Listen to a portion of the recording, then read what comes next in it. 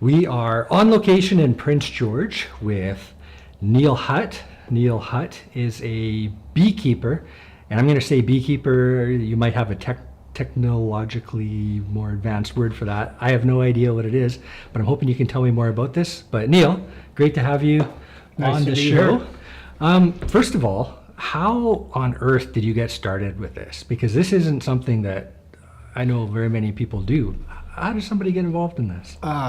Okay, well, just in my case, it was, call it 15 years ago. I'd always been interested in bees growing up as a kid, and I mean, you just get busy with life. And probably 15 years ago, I thought I'd buy a couple of hives, and I messed around with that a little bit, took a few courses, and it was basic. I think the most I ever had was maybe 12 or 15 hives over the course of 10 years.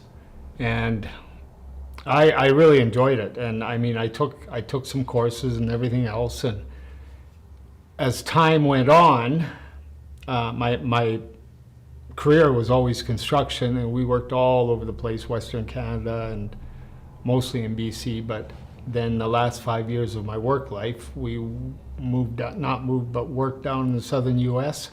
So I had that time period where I couldn't do the bees, but I started thinking about retirement, and like I said, I was very interested, and so I decided I'd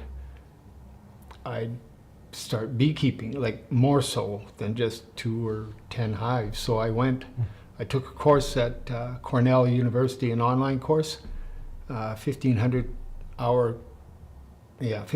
hours, and it gives you your master beekeeping diploma, which is master's sounds like it's a big long ordeal, but really it was 1,500 hours, and it's quite in depth, and it's a pass or fail thing, and you just go through the process. So when I retired, I bought 40 nukes, which is kind of half a hive, a queen with maybe 5 frames, half a hive, and you grow those out to full hive colonies. And I remember that first year I had, it was over a ton of honey. And I was in construction all my life, so I never really, to sell something, I never was involved with that. And that was my biggest concern. I thought, what am I going to do with all this honey? I mean, when I had 2 or 10 before, you'd make 500 pounds and you just end up giving it away. Or Two or 10 hives can give you hundreds of pounds of honey?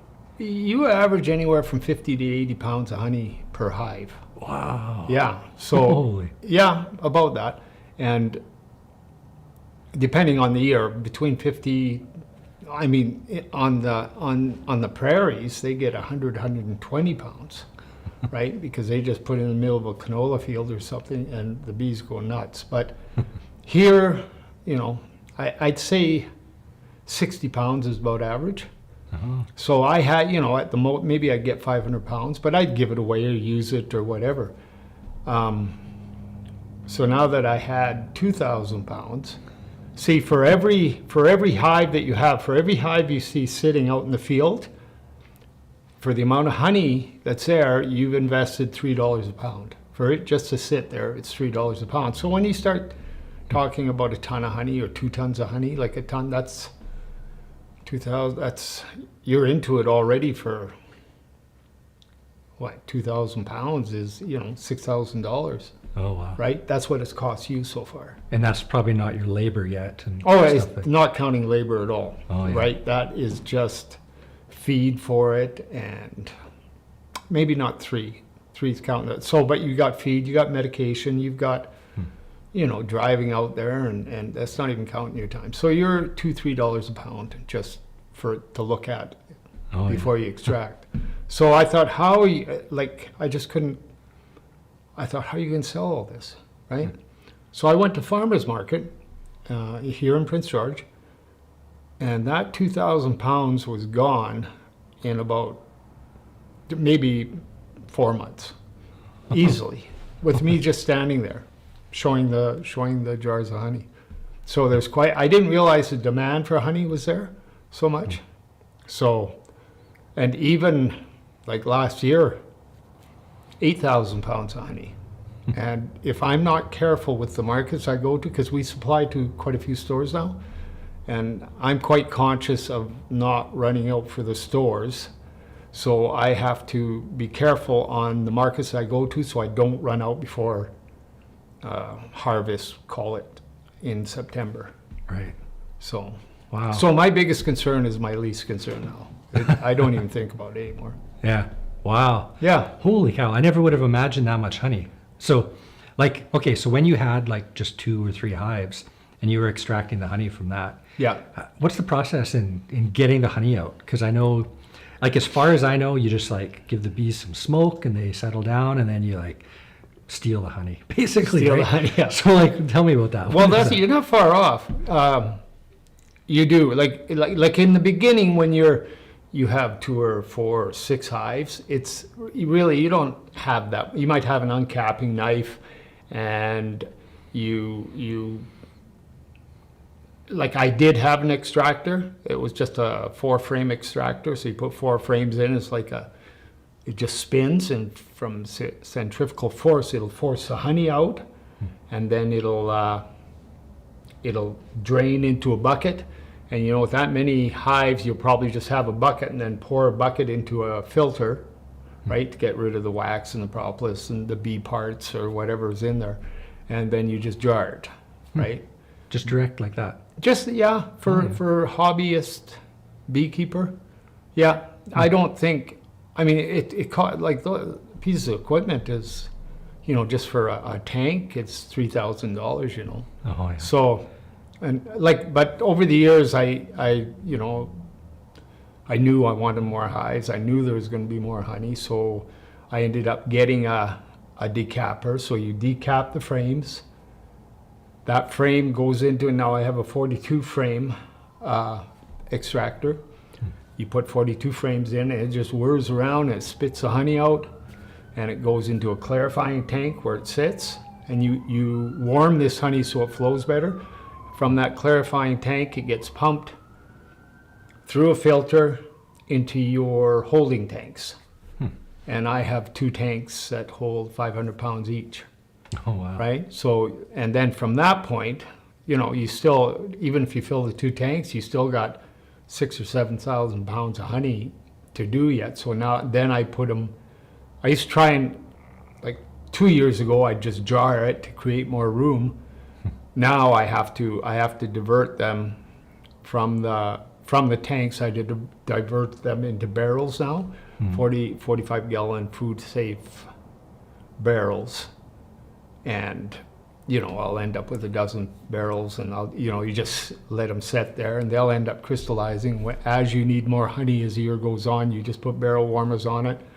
It liquefies it, and you can pump directly out of the barrels into your jars. Oh, really? Yeah, Oh, wow. yeah.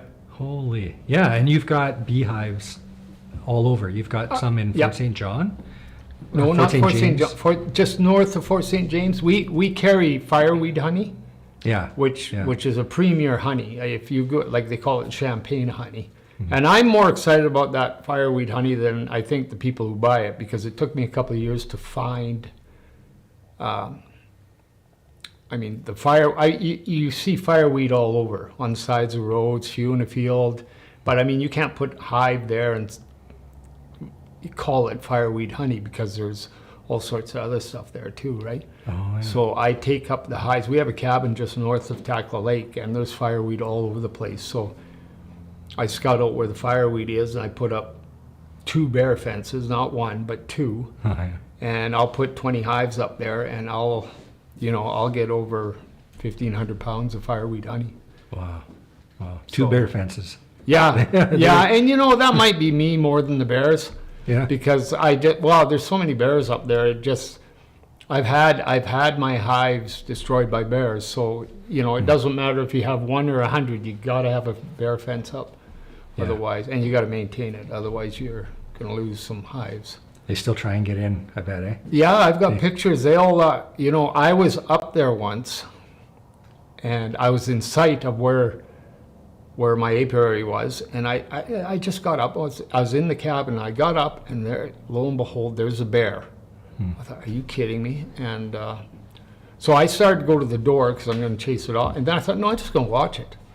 I watched this bear pace around. You know, it was probably, call it 30 by 30 fence, right? And I had 20 hives in there. And you know, that bear walked up to the wire, and he just nosed into the wire and came within a couple of inches of it, and they must feel the current, because he got up to it, he backed off, wandered around a little more, and then he took off. Huh. So they actually feel the current before they do it. If they're really hungry, a couple of years ago when we had a lot of heat, and you know, the huckleberries and the Saskatoon, they didn't really come out because it was just so hot here and up in the mountains and everything. I've got pictures, they'll try and dig underneath. A black bear will not be able to because their claws aren't the same. A grizzly will be. I know Barry Clark, who's the regional inspector around here, he had some hives set up, and he lost his hive. A grizzly came in and actually dug like 2 or 3 feet into the ground to get underneath that wire and come up into the hives. Wow. So even though they know it's electric, they still try and find a way to get Oh, in. if they can get in, they try. And I mean, I've had it, and it must have been a black bear because I've seen, you can see, I took pictures of him trying to dig, and he'd dig at one corner and then he'd go to another one. I've actually had them reach in and pull a hive, excuse me, and actually turn it a little bit. It just didn't fall off the pallet, but he was actually able to reach and actually grab it, but he wouldn't reach in enough to touch that wire. Oh yeah, yeah. So, but you Wow. need, it doesn't matter if you have 1 or 2 in your backyard. Like we have a place in Vanderhoof too, and I've got a few hives there.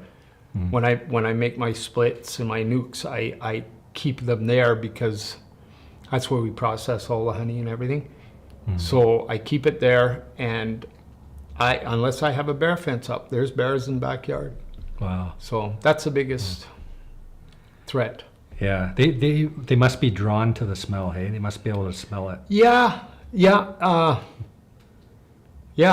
But you know, the funny thing is they aren't after the honey so much, which they'll take, but they're more, it's the brood that they want. The brood is the babies, whether it's eggs, larvae, pupa, but that's protein form. Really? Yeah, they'll eat the whole frame. Like they just eat it. They wood, wax, Oh. right? Holy. So when they're out in the wild and they find that hive in the tree, they're just eating the whole thing, Yeah. the cones and everything? Oh, is- everything. Yeah, Wow. they just eat it all. Wow. Yeah, Huh, I never knew that. But yeah, that makes sense. Yeah, they're after the protein for yeah, sure. yeah. And then the honey is just a sweet. Well, Topping on they'll top. take that too. They'll stay on that too, Yeah. but they're more apt to go after the protein. Yeah. So let's talk a little bit about, because you had mentioned the fireweed. Do you know about the different flavors that you get from different types of honey, like whatever the bees are pollinating or eating? Yeah, That flavors the honey a certain way. they'll yeah. So the honey comes from the nectar of whatever they're gathering, right? So, like I have hives at the winery, I have hives at Barquet Ranch, I have hives in Vanderhoof at some alfalfa fields, I have hives north of Fort St. James for the fireweed. So if we just compare the alfalfa honey is a little darker, a little stronger, if that's the right word, more of a sharper taste to it from the alfalfa. Yeah. Fireweed, on the other hand, is a little lighter and much more milder, sweeter. Not sweeter, but it's a milder taste. You don't have, like, when I say stronger, if you've ever had buckwheat honey, the real dark honey, like dark, you can't even see through it. That's buckwheat. Very good for you, but it's got such a strong, sharp taste that I don't prefer it over the light honeys, but it's, you know, generally the darker the honey, the more antioxidants and minerals that are in it, but it's just got such a sharp taste to it. I didn't know any of that. I thought honey was honey, and it was No. just, it didn't matter where it came from, because when you buy in the grocery store, I've never noticed anything but just honey. You got to Right. be careful with the grocery store stuff, though. Really? Oh yeah, yeah. No, you should. Anyone buying from the if it's made in Canada, no, that's wrong. Excuse me. Be Made is a Canadian company based in Alberta and Winnipeg and that, and it's a cooperative where beekeepers, the large beekeepers, commercial beekeepers, 2,000 hives or more, will wholesale their honey to Be Made.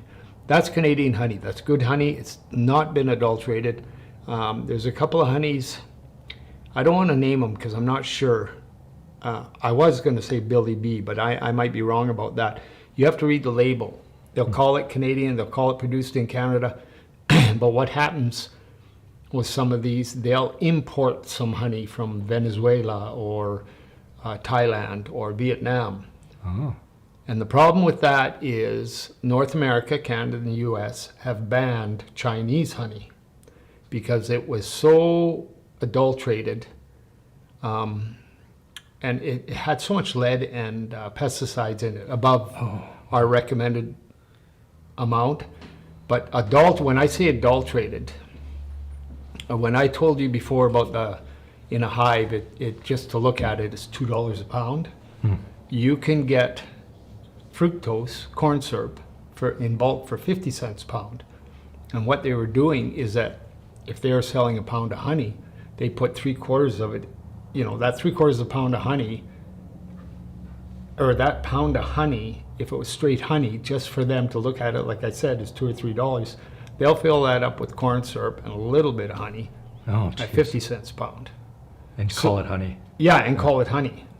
So, but they've gotten around that. That's why I say when you look at it and you see it coming from Venezuela or Malaysia or Vietnam, all China does is sell it to those countries, and then they resell it to us because we don't have a embargo against them. It's against China, but they're just going through a middleman. Yeah. Right? That's well known. I don't know why the government doesn't do anything. Probably because there's not enough beekeepers or large enough industry to warrant further action. But Yeah. Do you have interest in getting larger than you are? Because Yeah. I know you've got 100 already, right? yeah, I think I counted them because when I heard that I was going to come on here, it's 127. Whoa. So, and which isn't a large beekeeping operation. Like there's people that have 1,500, 2,000, but then they've got lots of employees, lots of equipment, et cetera, et cetera. But yeah, I would. I've been thinking about it, and it, what does that mean? You're more busier, but Yeah, yeah. it's all good. Especially since you're supposed to be in retirement, right? Yeah, but what's I come from a background where we worked 60 to 80 hours a week for 40 years, and I'm not exaggerating. We worked a lot, and not that I begrudge it or anything, but you're just you're wired that way. You got to have something to keep you busy, or Yeah. right. You can only golf and fish so much. Exactly. Yeah. And I mean, whether you're fishing or beekeeping, I mean, you're almost doing the same thing. Yeah. It's food, right? Yeah. And Well, yeah. it's almost like it's relaxation for me when I go out in the yard and everything. And the irony of it is that you tend to, when you have 3 or 4 hives, you have time to do an actual inspection the way it's taught in school and the way you spend 30 minutes at a hive. Well, when you get up around a hive, you don't have time. I'll take a walk through the apiary, and you can tell, after time, you can tell how your hive's doing just by the activity out front. You see pollen coming in, you see them full of nectar coming in, you see busyness around that entrance. I just leave it, Oh, yeah. right? Unless I'm checking to see if I got to add more honey supers. But, if I'd done that the week before, I know they don't need it. So I'll just look, and the ones I check is where you look and they're not bringing much pollen in. There's not much activity around. Then that's the ones that I check, right? You check for like disease and stuff, I guess, because Well, I check well, mostly to check to see if they've got the queen. I'll look for the queen first.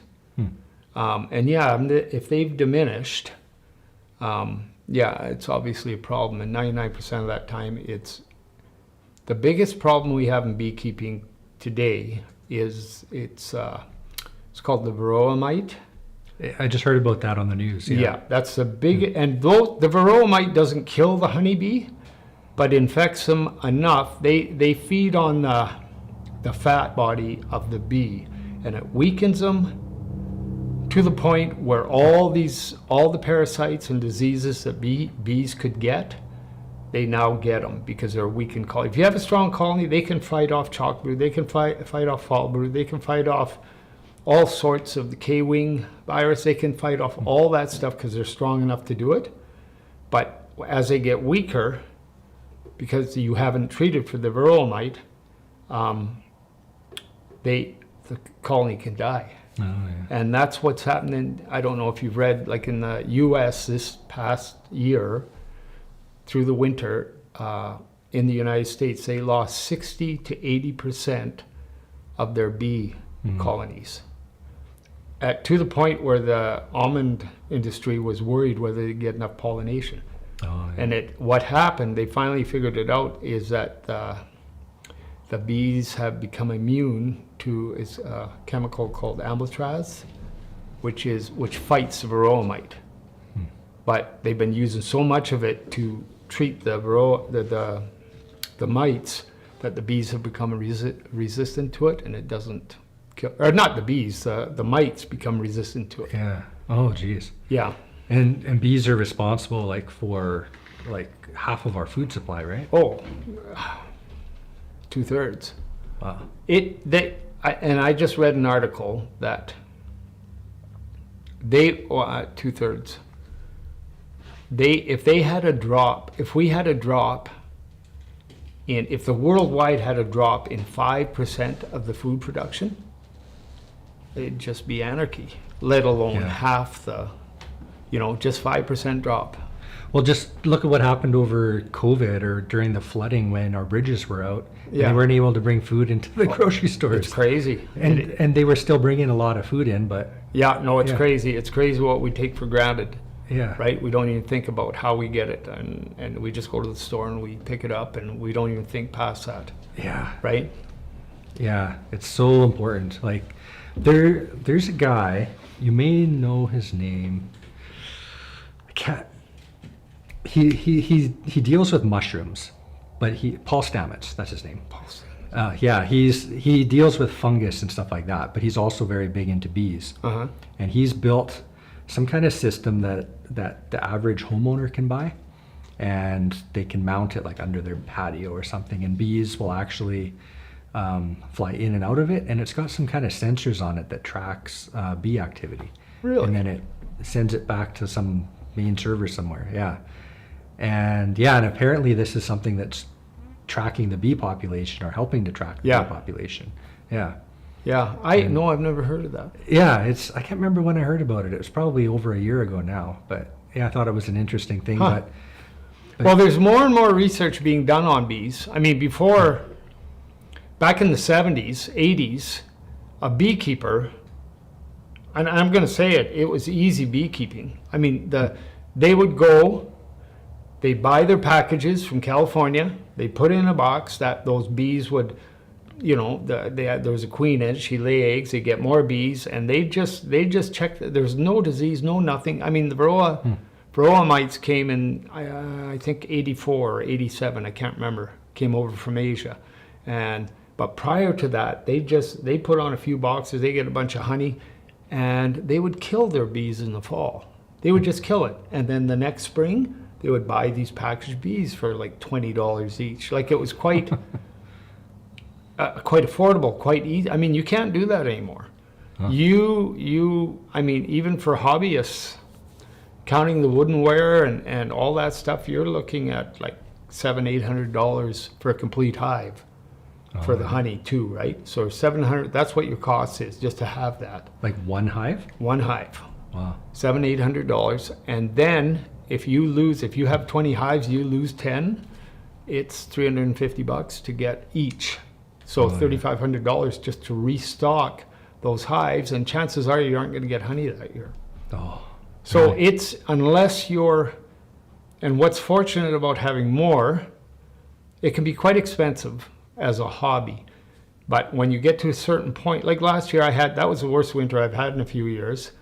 And it was all over too. A lot of people lost, like I lost 40% over winter. But I had the resources with my remaining hives to make my splits and everything else. And I'm back up to the 100, 120 mark again. But you don't always get that, able to do that.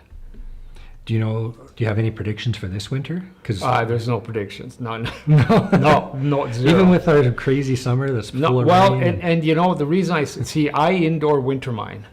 I don't keep them outside anymore. Okay. And I'm not saying one's better than the other. I just find it a lot easier to manage them. I put them indoors. I single brood box them. I don't double brood box them. And more people are going to the single brood box. A lot of people do double brood boxes, which is good. And I'm not trying to promote one over the other, but I just find it way easier to manage. I can keep it climate controlled inside the place that I have them, because you can control the humidity, you control the temperature is a big one. You keep it at 7 degrees Fahrenheit the whole time, and that shed, it could be 40 below. If there's no bees in it, it'll be 40 below. That just with 100 hives in there, that place once the controller says you're at, I keep it at 5.5 degrees. Once it hits 7 degrees, it sucks the cold air in to bring the temperature down. So you have 100 hives in there able to heat a building at 40 below, because they create a lot of heat. But so I did start doing that 2 years ago, and the first year I did it, it was really good. It seemed to me I had, like, one year I had 17% loss. The next year I had 26 or something. Last year, 40%. Wow. So it just, you're always learning, always, trying to figure out. Yeah. It's challenging sometimes. So how the heck do you move a hive? Because I don't imagine you just put it in your truck and drive it somewhere. Well, no, I have a trailer where you mean first of all. To indoor it, yeah. Oh, indoor it? Yeah. So what I've done, so by the time I indoor it, I'll say like in August, end of August, I'll take I'll shake the bees out. Like I'll have 2 or 3 boxes that are full of honey. And what I do is I take those 2 or 3 boxes minus the bees, because I shake all the bees down into a single brood box, and that's a brood box, and that's where they stay. I'll put another honey super on, but I'll put a queen excluder there that keeps her down there so that she's not laying eggs up with the honey. Oh. So I take those honey, I put them in where we process it and everything. And then what I do is that I will feed those single brood boxes, I'll feed those with sugar and syrup, sugar and water, sugar syrup solution, which is the same as nectar to them. You don't sell that, but you don't take anything out of the brood box anyway. But so you feed them sugar, because they need to be, a brood box got to be 80, 100 pounds by the time you're finished in order for them to survive the winter. Oh, wow. Right? So they're all in this box. One and then- box. How big is that box? 16 inches by 24 kind of thing. Small. Oh yeah, wow. they aren't. It was about this deep, 9.5 inches. Oh, yeah. So when you bring the temperature down, they just go dormant in there? Well, they don't.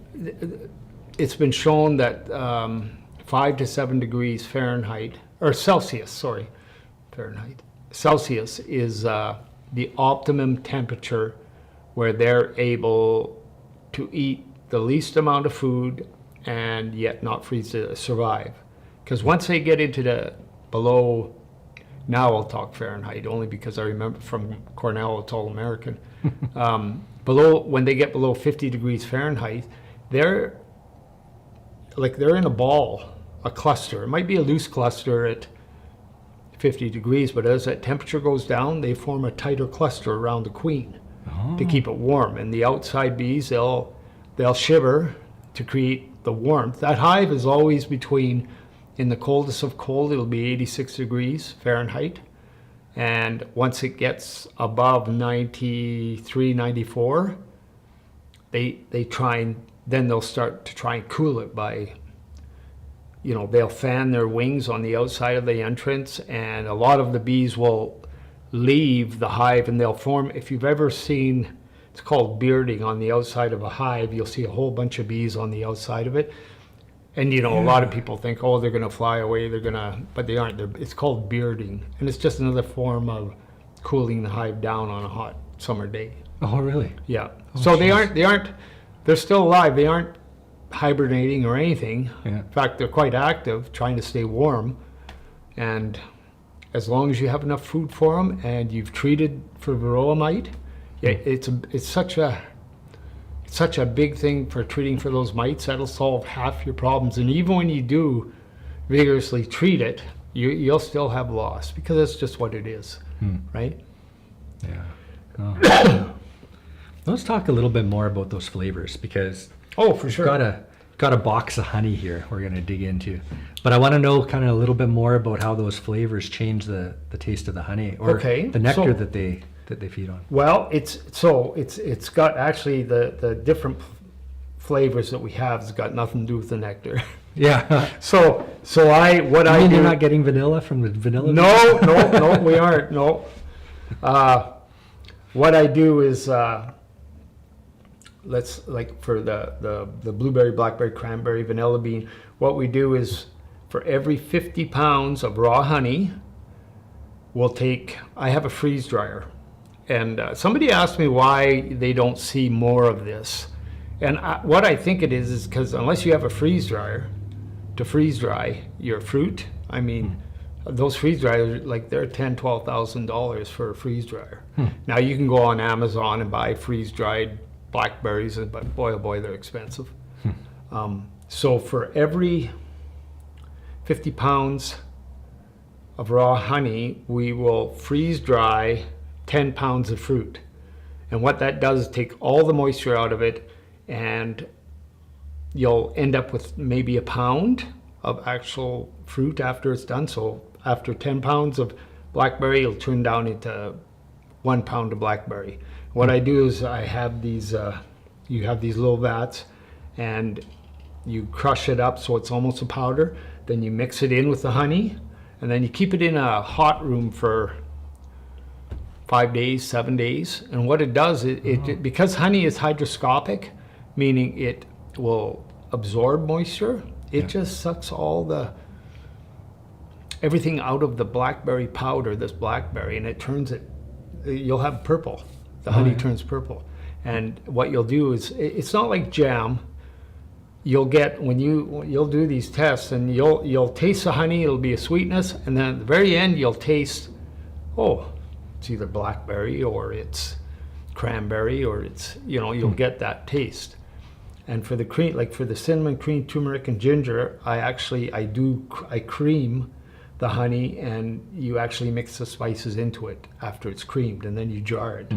And creaming is a process much like, I don't know if you've ever done, I've never done it, but to make sourdough, you got to start with a starter. I have no idea. Yeah, well, this is what I've been told. I've never made sourdough bread, but you start with a starter, and that's what you do with creaming. And I make my own starter now. Like, I have enough creamed honey that I could start. Let's say it's the very first batch ever. I'll go to the store and I'll get some good creamed honey. And I have a creamer that does 200 pounds at a time. So you'll put in 20 pounds of actual creamed honey with your raw liquid honey, and you put it in this creamer for 4 days, and it just activates every hour for 15 minutes to stir it, and you mix it all in. After 3 or 4 days, you'll jar it, and then you've got to keep it in a place where it's controlled at 57 degrees Fahrenheit for 4 or 5 days. And basically all creaming is a form of granulization, crystallization. If you leave honey out for a long time, it crystallizes. That's real honey. You won't get that in the stores because not all of it, but a lot of it's been pasteurized, taken away all the nutrients and everything that makes honey good. They've taken it out so it doesn't start crystallizing, because it's not as appealing to see some crystallized honey next to some nice clear golden honey, even though the crystallized is better. So all that creaming is just a very controlled way of granulating it so it's nice and smooth, and instead of being the kind of grainy crystallized state. So not to be confused with dairy cream in any way. No, it has nothing not to at do all. with. No, Yeah. no. It's Okay. just a term more than anything. It's smooth. Like you turn it upside down, nothing's coming out. You dig into it, Yeah. and then you spread it on whatever you want to spread. Okay, let's take a look at some of these. Sure. This is really looking forward to this. You got some sticks there, and then I'll let you describe this because Okay, well, are you going to taste each one after I take it out? How do you well, want what to do you think? Should I? There's a lot here, so maybe I'll taste Well- a few. Why don't you? Okay, well, what's this one? Okay, so this is ginger and orange lemon.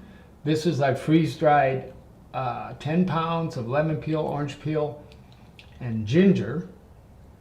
And this is actually the most work to get this, because you're on a grater, like you buy almost 20 pounds of fruit just to get the peel, and I'll put a few fruit in there and freeze dry and then mix it up and everything. However, the predominant taste is lemon because it's such a strong taste, Okay. right? So that's what we do with this. It's not, maybe I should I'll start with the most popular, okay? Well, I'm pretty sure I've tried your most popular, but let's Which one try was it. that? Is that the vanilla bean? Oh yeah, Yeah. yeah, you're right. Now the vanilla bean, this isn't freeze dried as much as what I'll do is for 50 pounds I'll put in 20 vanilla beans, cut vanilla beans. And I'll put it in with the raw honey, I'll mix it up, and I'll leave it in a hot room for 5-7 days. And it's really a nice honey, and I mean it's probably one of our more popular ones. Yeah, it's So- delicious. Yeah, it's like candy, some people have told me. so it's really good, and it's under the same process, except I do not freeze dry the vanilla beans. I just cut them, and then I put them in, and then just let them soak for a week. Okay. All right. Okay, so there's that one. Here, let's.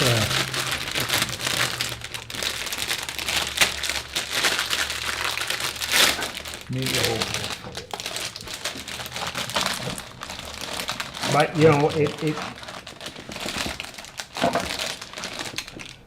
So I have tried this one already, and I really liked it. But we're going to try it again. The bigger jar that I had the actual vanilla bean in it still. You're So, right. Yeah. Do they all come like that? All the big ones. You taste vanilla. Yeah, It's so not, good. it's good. It is really good. It's good for tea. It's just good to. I have buddies that just in the morning they wake up and take a spoonful of it. Yeah, it tastes like you can eat it like that. Yeah. Like it's so smooth Yeah, and tasty. Like it's Yeah. delicious. yeah. Yeah. No, it's quite good. Okay. Here, have you tried the fireweed? No. Well, I'm gonna show you something about the fireweed that amazes me. Is that I- your champagne one? Is that the champagne? Yes, and if you do Google it, it is ranked in the top 10 in the world. And you know, part of it I think is that you're out in the middle of nowhere on a mountainside, you got 2 bear fences, and just that whole, I think that just adds to it. But this is fireweed, and this is regular raw honey. Now, regular raw honey is good.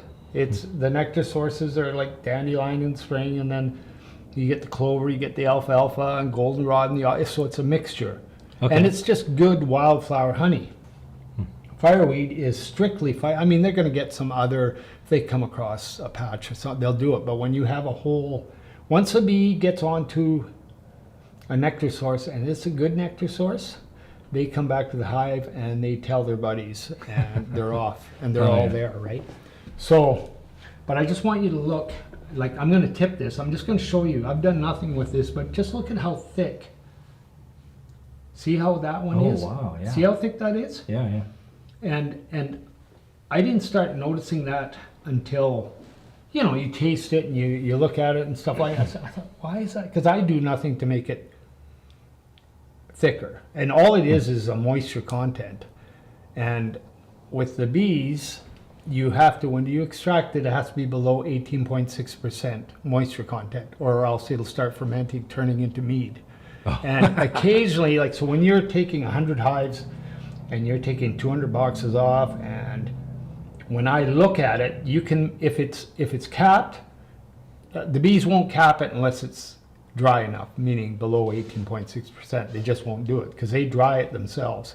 Now, if you get half the hive or half the frame covered and the other half not, you're still okay because you're looking for the mostly capped. So you can get a mixture, but every once in a while I'll test it. You have a refractometer and you test it for the moisture content, and it's always below 18 point, like 18.4. It's 18. This stuff, the fireweed, I've tested some of it. It's been at 16%, which in numbers doesn't seem that much, but that's a lot for honey. So they've got less moisture content, and just by nature, the fireweed nectar contains more. Honey is made up of glucose and sucrose and different sugars, but their main ones are glucose and fructose. And for the, like, whether it's alfalfa or anything, they have different percentages of it. Fireweed has a lot more glucose in it, which means it will crystallize quicker, which means it makes it thicker. Okay. Right? Okay. Yeah. So it just I get, you know, other people say what's the big deal, but it is to me. I look at how thick that honey is, Yeah. and you know, you might not find much taste difference because this raw honey is quite light in color too. So, but this to me is the best honey, the fireweed honey. Okay. Well, let's try that. So what makes it considered the champagne of honey? Like, is it the thickness? Is it? Well, I think what it is, well, it's the taste, the texture of it. And you know, just to get it, you have a very short window. You have 6 weeks in order to get it. And the fireweed, you know, the fireweed blooms and then it's gone. Oh, So, really? So, yeah. and like I said, that other thing about being in the middle of the mountains and fending off bears and all that other stuff adds to it. But it's just a good quality honey, and it's I think it's all by demand, right? Yeah. Okay, so here goes. Let's try Here you this. go.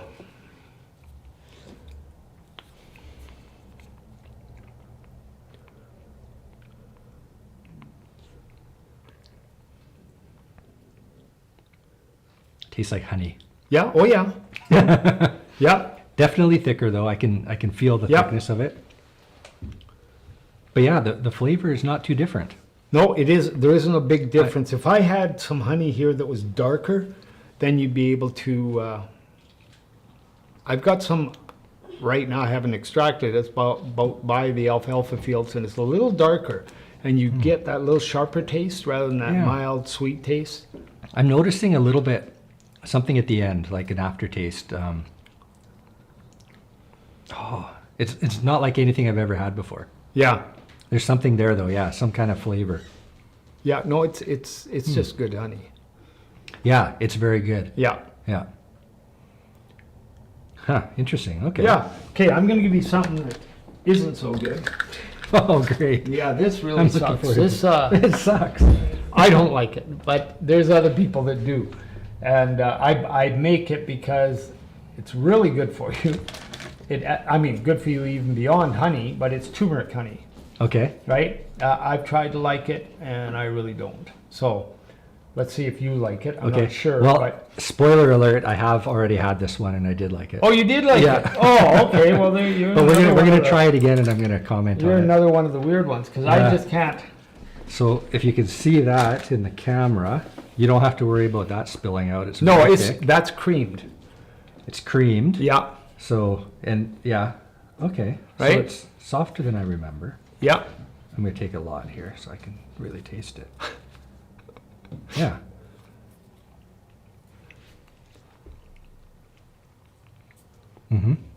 So I can't remember how I had it. I think I just had it on toast. Definitely a different flavor. Oh yeah. I can definitely taste like the crystallization, or I can feel that in the texture. It's very thicker. A little bit granular, I guess. Okay. And then, yeah, the turmeric flavor there. But yeah, that's good. Do you like it? I would eat that any Well, good any for day, you. yeah. I'd take turmeric in pill form. If I had to take it. Oh, that's Because good. I'm not real fond of the turmeric. Have you tasted any of the berry ones, like the blackberry, No, blueberry? Okay, have let's not. get into, if you haven't tasted that, so far you've tasted everything you've got. Okay, we'll get to, Oh, that's good.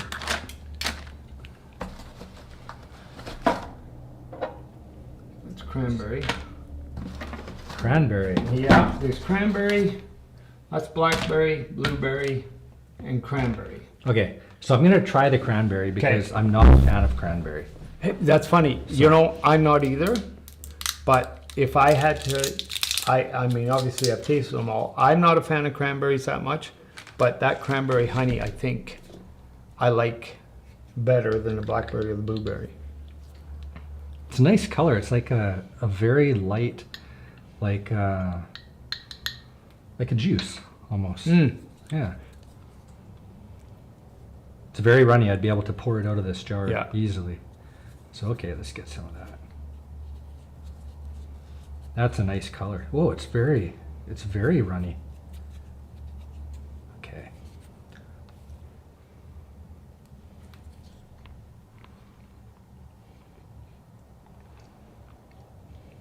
How's that mixing with your turmeric?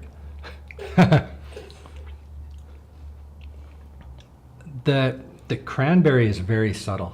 Uh-huh. Yeah, it's Yeah. very subtle, and but the honey is really strong. Like it Yeah. still tastes very much like honey Yeah, with just a tiny bit of cranberry. Yeah. Right?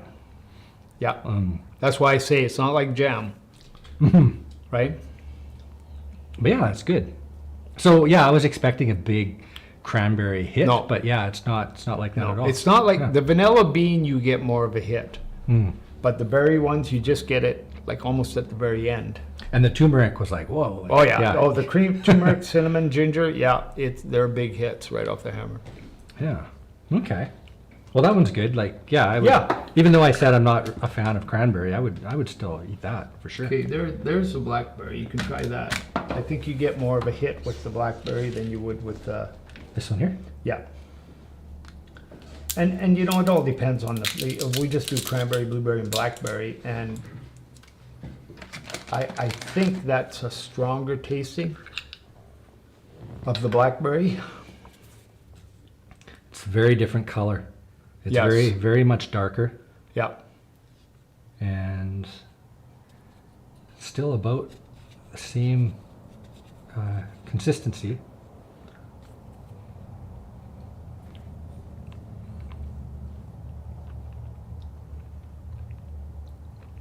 Oh yeah. Yeah, it tastes You right can at the you can end. definitely taste the difference between Yes. that and the cranberry. Yes. Yeah. Yeah. I'm not very good with flavors too. I'm not a flavor person. Like you can give me chicken and pork and I'll have a hard time telling the difference. But yeah, I can definitely taste the difference between those two. Yeah. Yeah. And like I say, it's not a huge hit of black. Like if you had jam, way different than having that. Yeah. But it just gives it, you know. And the aftertaste, I taste it afterwards Yeah. and it's like, yeah, now you That's can where taste I the get. berry. That's where I get most of the taste from. Yeah. That is good. I actually really like that one. Some people do. Yeah. Yeah. Yeah. Okay, interesting. I find that the strongest, even with the blueberry. That's blueberry there. Well, should I try the blueberry? Whatever you want to do. Which ones haven't you tried? We should give you something. It seems like you've tried a lot. Well, I haven't tried any of these berry ones, like I Yeah. said. I tried, you've got a ginger one. Yeah. That I have not tried. Ginger creamed or ginger orange lemon? Ginger orange lemon. Yeah, okay. Okay. So Now, this- that's the predominant taste of that is lemon, and I've tried to change the amount so that you could get the ginger and the orange, but you can't. To be honest, you can't taste the ginger at all. I've thought about just calling it lemon honey, but the truth is I put ginger in it too and orange, so I just put all three of them on there. But the predominant taste is lemon. That's a common like grouping, the ginger, orange, and Yeah. lemon, eh? Yeah. Yeah. Where do you sell these like this? Oh, or is this just? Did you just? Oh Bring no, this? we sell. I was looking at the number of. We sell over 6,000 jars of those. These little ones. Yes. Wow. So I do like ginger as well. I'm gonna see. I'll see if I can taste it in there. But what I'm noticing is like the honey. It's honey. Like Yeah. Yeah.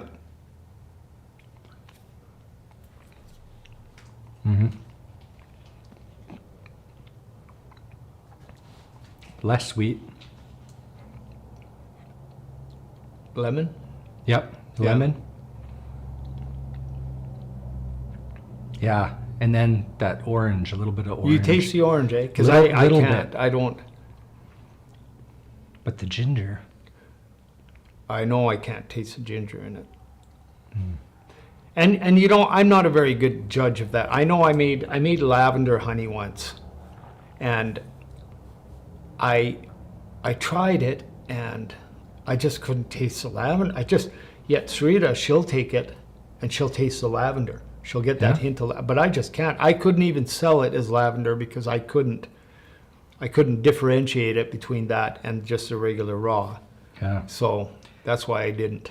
It's definitely different than the berry ones for sure. Oh yeah. Yeah, like completely different flavor. Yeah. But still the honey is still like 90% of the flavor. Oh, right? that's Yeah. what's nice about it. It's honey that you're getting. It's honey that you're tasting. It's that aftertaste of whatever's been infused in it, Yeah. Yeah. right? That's great. Yeah. Well, we're gonna give you a hit of ginger here. If you want to, you like ginger? I do like ginger, yeah. All right. Well, this But I mean, when I say I like ginger, I'm talking like ginger beef from the Chinese restaurant. Oh, So okay. maybe it's a little different. Well, this might do it for you too. I know I've cooked with ginger and I've grated it and everything, so I know. Mm-hmm. This is creamed? Yes. All right. Yeah, it's got, I can see definitely different texture. I can see, so that must be the ginger inside there that I see, little pieces Yes. of it. There's Yeah. dark- When you dark see specks. little specks and stuff like that, that would be the ginger. Mm.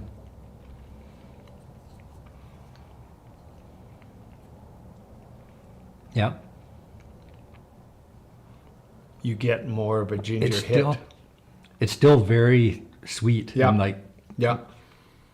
but yeah, definitely more ginger in there than what I was noticing with the other flavors. Oh yeah, now I feel it in my throat. Yeah. I can feel the ginger in my throat now afterwards. Yeah. Mm.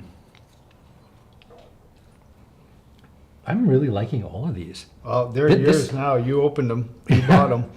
This is really reminding me of the gingerbread cookie.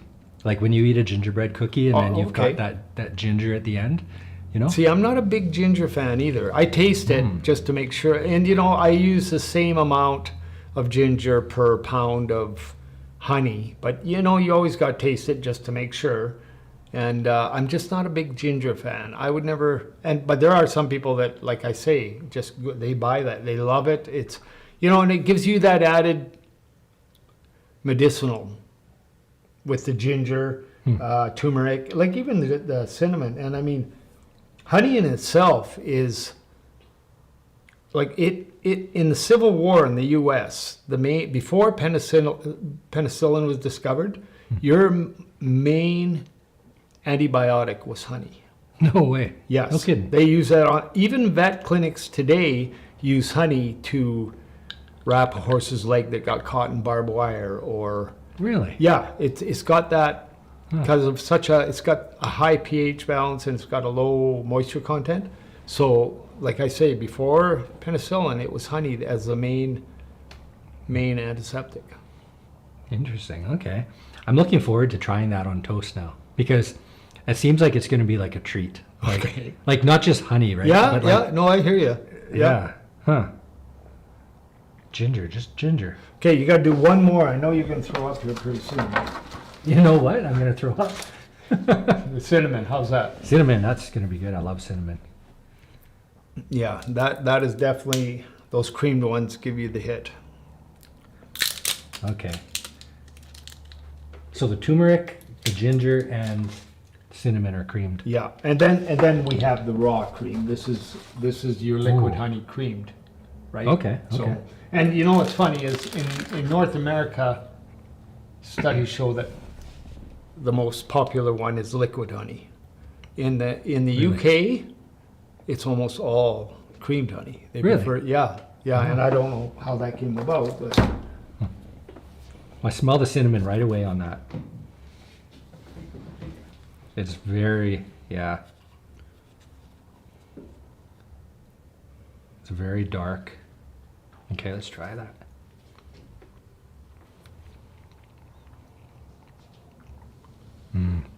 cinnamon, Mm, yeah. that is good. We have a fellow that buys buys a case, so 12 500 milliliter jars a month. Mm. He just buys a case and he goes through it, and he complained once that we didn't have enough cinnamon in it. And I said, you gotta be kidding. It's just because I think it's quite strong. There's a lot of cinnamon in there. Yeah. And you know, to me it's quite strong. You kind of ponder whether you should cut down on the cinnamon, but I just want to keep it consistent. Because I'm sure if I put less in, somebody else would say put more in, and so I just keep it consistent so that you know what you're getting. There's definitely like a lot more cinnamon in there than in the ginger. And then yeah, But the ginger, I was thinking like it reminded me of the cookie, right? Gingerbread cookies. yeah, And this now I'm thinking like, man, put that on toast. I used to love having cinnamon toast in the morning. I would sprinkle cinnamon and sugar on a piece I of see. bread, right? Yeah. Toast it. and- Yeah. Yeah. That is going to be. that's quite popular, cinnamon. Like I would say we sell mostly regular raw. It just sells the most, and then fireweed, vanilla bean, cinnamon. Those are our next most popular, and then the berry ones, starting with blackberry, blueberry, and then the cranberry. So, Well, if I were to say my favorites, and nobody probably cares, but I'm going to say it anyway. Cinnamon's my favorite. good. That was a great ending. Like, Good. great last one to try. Ginger would be my second favorite. This cream ginger, Uh-huh. I really like that. Okay. Then I think, oh, you know what? Vanilla was my favorite. See. Okay, I think the vanilla bean sits between these two. All right. So those would be my top three. The cinnamon number one, the vanilla bean, then the cream ginger. See, we can't take you serious because you said you liked the turmeric. Well, I did like the turmeric, but It's- I like these are my Yeah, top three. I good. Wow, that's so good though. Like I never would Yeah. have imagined. I've never seen flavored honey before. Like, And you know, I never imagined me doing it, but I just remember, I don't know, thinking about like, how do you, everybody sells honey, right? Everybody sells, I mean, if you're a beekeeper, you sell honey, or if you have enough hives, but it's just honey all the time. Occasionally you get somebody that could cream it, and then you'll get cream cinnamon. But you never hear of any of these other things like the blueberry and blackberry, stuff like that. And it wasn't until and because I have a freeze dryer, otherwise you wouldn't be able to make that. Because buying all the freeze dried components from Amazon, like instead of $13 for 500 grams, you'd have to add that. You'd have to make it $20 just to cover the cost of that. Right. So I was fortunate in the fact that I had a commercial freeze dryer, and I just started doing it, playing around with it, and we've done other things too, like fermented garlic, and I made, I don't know, 100 jars of those, and it took 3 years to sell it. Oh yeah. So and other people ask about hot honey. But I think that would fall in the same category as a fermented honey. You make a bunch and you get the people that love it, that kind of want it. And honestly, the turmeric falls in that category too, but I've just don't make it only because I don't know why. When you say hot honey, is that spicy? Like, Yeah. What I do, you get a bunch of jalapeno peppers or hot chili peppers, and you cut them and you freeze dry them, and you do the same process what you do with the blackberries or cranberries. So you put them in freeze dry it, put it into your 50 pounds of honey, or 100 pounds, or how many you want to make, and you just let it sit for a while. And it would. I've tasted hot honey, and I am not a spice guy. I don't like spices. My meal is meat and potatoes, and if I want any spice on it, it'll be salt. I don't even like pepper, so I'm not the spice guy. So I just, as far as making hot honey, I just think it would fall in the same category as what we try to do with fermented garlic and stuff like that. So I don't, and I'm busy enough just keeping up with this stuff.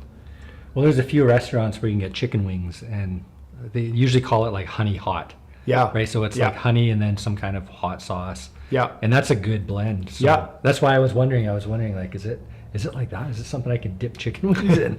Because Well, we've made honeycomb honey, just in the honeycomb.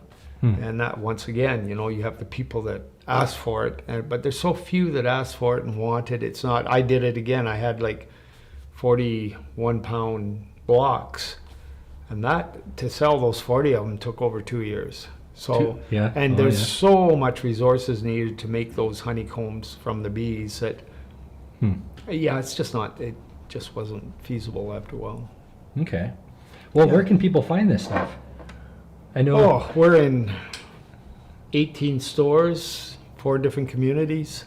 So you're in Prince George, Vanderhoof? Prince George, Vanderhoof, Prince George, Vanderhoof, Fort St. James, Burns Lake. Burns Lake. We're in 5. Calgary. Calgary too? Yeah. No kidding. Yeah. Oh, well, congratulations on that. That's awesome. awesome. and aside from Sarita doing it, I do nothing to promote it, or I just do the work. She promotes it, but a lot of it too is people coming to us. Oh, yeah. Saying, that woman in Calgary, she just bought some here in Prince George out of one of the Blackwood Gifts. And she said she came over to the house and she just liked it. And she has a health food store. She bought $1,200 worth of honey.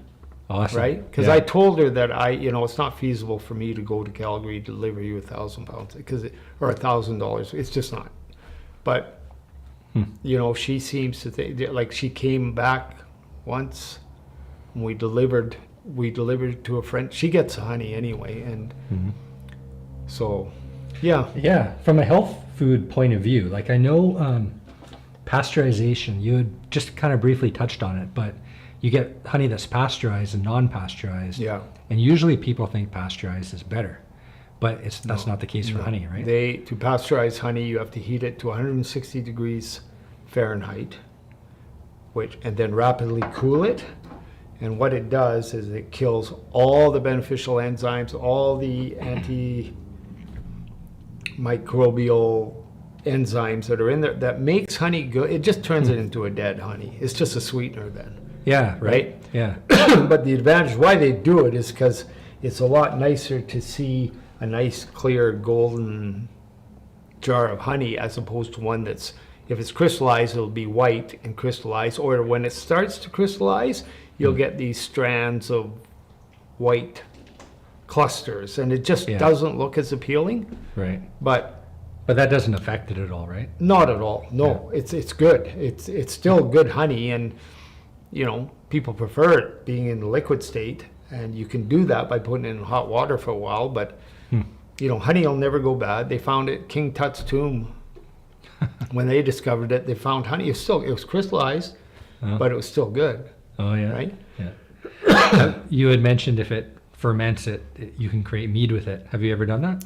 Yes, not so much for the mead. I'm not a big alcohol guy, but I made a bunch of honey vinegar, and I've got jars and jars of honey vinegar that I haven't labeled or even I've got it bottled, but I haven't labeled it to sell or anything. But it's honey vinegar. After the same kind of sense what we've done here, we've got blackberry vinegar, we got cranberry vinegar, we got raw vinegar, honey vinegar, lemon lime, lemon cilantro, just a whole bunch. Yeah. And I just haven't kind of put them up to sell yet. Oh, I'm yeah. just too busy with that. But in order to make vinegar, you got to make mead first, Oh. right? Oh. So you make the mead, and then after the mead is made, I can't. It's been so like they've been sitting for 8 months, and the vinegar is like wine; it'll just get better the longer it sits. But one's anaerobic and the other one's aerobic. Oh, so the mead is anaerobic. Once you turn it into mead, then you have to. It's mead. You take it so that all the alcohol is gone. It becomes aerobic, and then it just turns into this liquid, which is vinegar, Oh yeah. right? Oh. So you actually turn it into mead before you turn it into vinegar, and that's the only reason. And we tasted some of the mead, and it was mead. And Yeah. Now, when we're talking mead, we're talking like I'm picturing like the old Vikings, like mead, right, in their big stein. Oh, yeah. That's the type of mead it is. Yeah. Yeah. Okay. yeah, Okay. Yeah. Just making sure we're on the same page with Yeah. that. That's interesting. Yeah. Well, I just wanted to say, like, we've been talking for over an hour now, I think, and I appreciate you bringing this in. This was all really good. There wasn't one that I can say I didn't like. I would put all of that on yeah. toast, No, and I would- they're all quite popular. It's very except the good. turmeric. Very good. No, the turmeric one's good. Yeah, it's definitely different, but Yeah, no, that's great. And I enjoyed talking with you. And I mean, if anyone wants to find out more about us, just go onto Facebook or Instagram, or, I get a lot of people that, like, when I go to these markets, well, how can I get more? And, I can't even remember all the stores we're at. And I just, we got to make a QR code or something where somebody can just take a picture and show us on Facebook and Instagram, where it lists the stores that we're at. And yeah. Well, it's B Hutt Apiary, right? yes, So B-E-E Yeah. H-U-T-T. yes, B Hutt. And Apiary. Hutt, H-U-T-T is your last name. that's my last name. That's great. I like that. Works Okay, out. Neil. Well, it was an awesome chat. We Oh, I could have enjoyed talked talking. for- I love talking about it. Yeah, I can tell. You know a lot about it. We didn't even talk about getting stung and getting swarmed and all that kind of stuff. So, No, we didn't. but, yeah, next time maybe. We'll do Yeah, for sure. it. Okay. Thanks again, Neil. Thank you. All right.